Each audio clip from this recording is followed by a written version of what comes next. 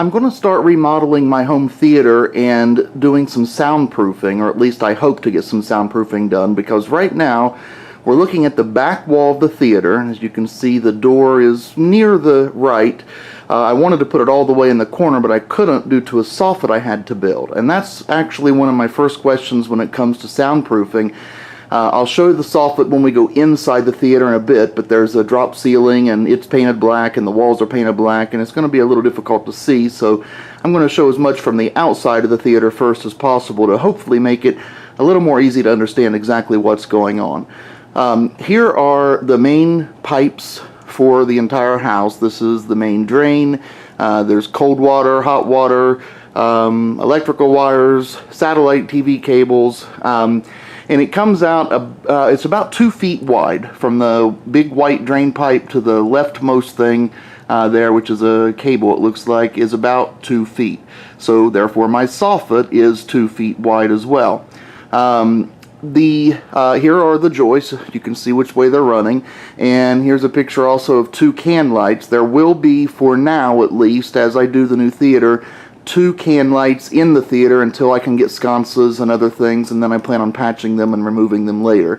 I do know that I have to get backer boxes for those 2 can lights. Again, I'm talking about the ones in the theater. These 2 are just shown for an example, but they are in line. They're in the same place, just forward. So anyway, again, here's the back wall of the theater. Here's the door. The theater is 20 feet 1 inch wide.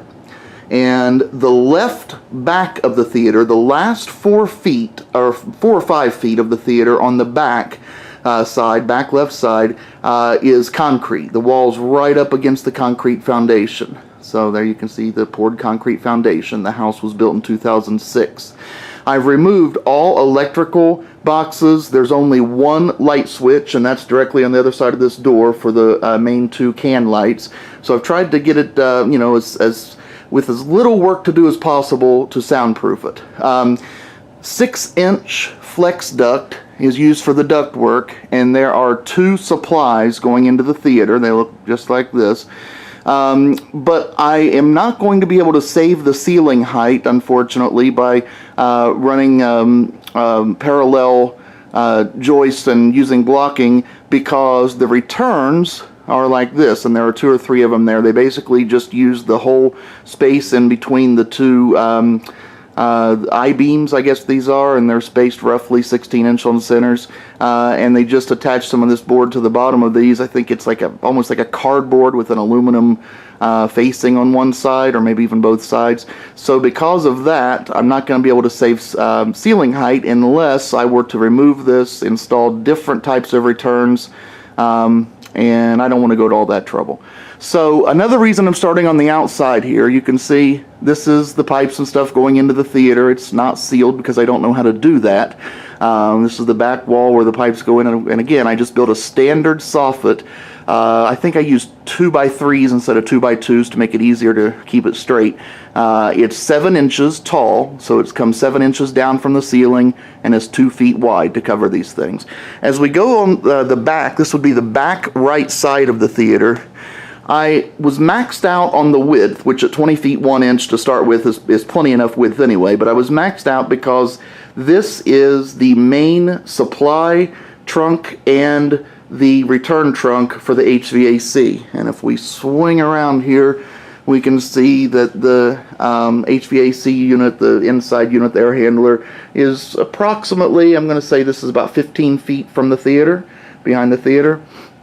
But anyway, things just go, you know, straight across here for the supply and return. I did put, this is my workshop, just a quick look, tools. I did put drywall on the back wall here on this side, but it's not mudded or taped, and I'm going to take it down so I don't create a third leaf. And so it's a little easier and less expensive and less time consuming to remodel and get, you know, good soundproofing. One thing that's difficult to see from here, but just I'll get a different angle in a moment.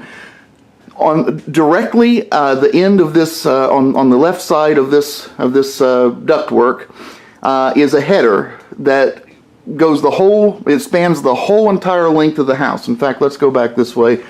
and get a better view of it. It looks like it is, we pull the curtains back here, looks like it's 3 2x12s. Let's see, it's a 2x12 with plywood sandwich, and then a 2x12 plywood and another 2x12. And this runs the entire length of the theater. And before I knew what I was doing, and I still don't exactly know what I was doing, but when I first started to maximize the width and to go right up to this ductwork here, I built my walls, unfortunately, you can see the beginning of it here, I built my walls directly under and attaching to this, to this header here. So the left side wall and the right side wall are built directly under this header, which means they're a roughly 80-inch tall wall, but, again, they're under the header, so they're not decoupled in any way. So my plan, now that I've learned some things, was to build another wall. Since I'm starting with a 20-foot wide width here, let me turn the lights up a bit. Here you can see, let's see, the LEDs are on the outside of the soffit. It's black, there's not a lot of light, but trust me, the soffit's 2 feet wide, and this is covering all those pipes and things I showed you. This wall is built directly under those soffits, and it doesn't look like I'm going to be able to show you much there because it's just black. Okay, so behind the screen, the false wall that I haven't finished yet, there's about 2.5 feet behind that. There's Miss Kitty. So anyway, okay, so moving over to the left wall, I haven't built a soffit because there's nothing in the way, but beyond the left wall here, remember I said there was about 4 feet of the back wall that was poured concrete, it was the foundation. Well, we're moving towards a door now. The foundation's like zigzagged. As you can see here, this is a little deeper. This is the equipment room. The door's right about in the middle of the left side wall of the theater. So as you can see, it gets a little narrower here, and then this corner back here, the theater goes about 4 feet or so beyond this. This side, you can see a little bit better how it's built. Here is the other side of the header. This is the right side wall. And again, I built the wall directly below, and it is connected to the poured concrete floor.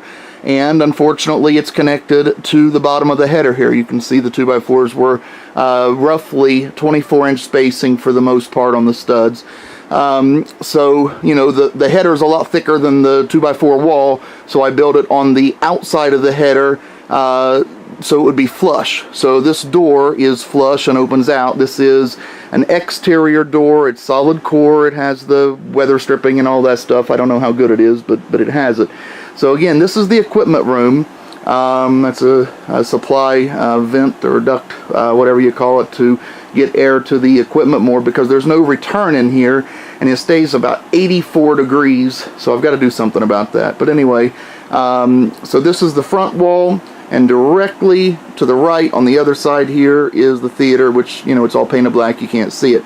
So I don't plan on doing anything back here because I don't want to create a triple leaf. So I was hoping I could use this wall as it is without having to tear it down, and then just build another wall in front of it. Now I realize the drywall's on the wrong side, but I could even stand to lose 6 inches or so, just leave the drywall as it is here, and then build another wall in front of this 6 inches or so to make up the amount of space you would normally have between 2 walls.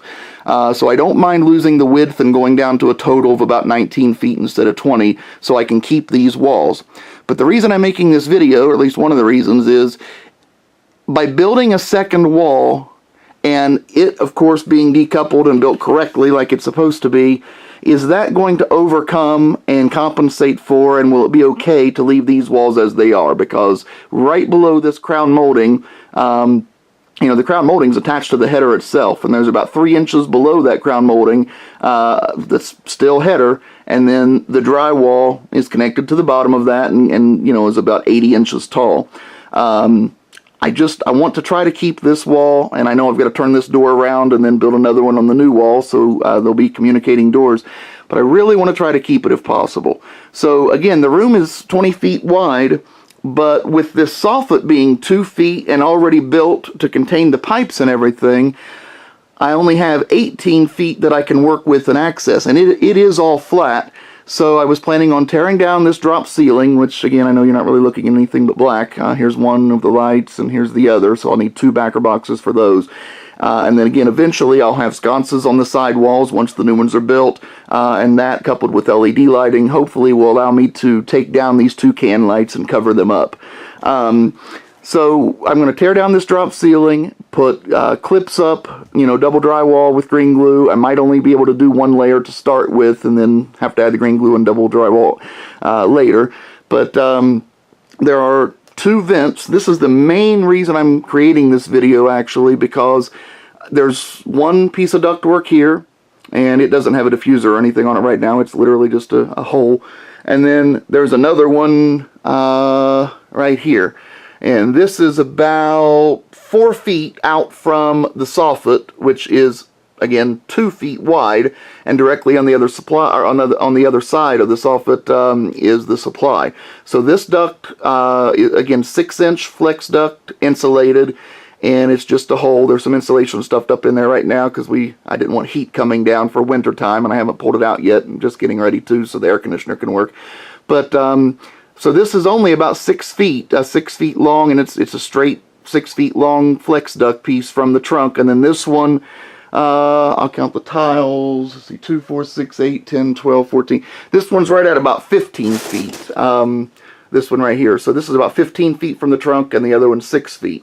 There is no return, and I don't know how to handle these 2 ducts or vents, whatever you call them, and I don't know what to do to create a return.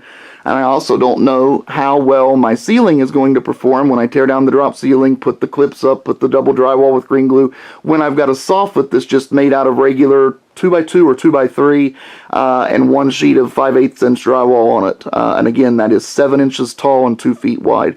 So those are the things I need help with. You may see other things that I've not mentioned that I need help with that I'm not aware of, but for now, that's where we stand, and I'm really hoping to get started. I'm hoping to do the ceiling next, in fact, here very soon, and then build the new walls, and I just need to know what to order and what to do. So any help you could give me would be much appreciated. Thank you very much.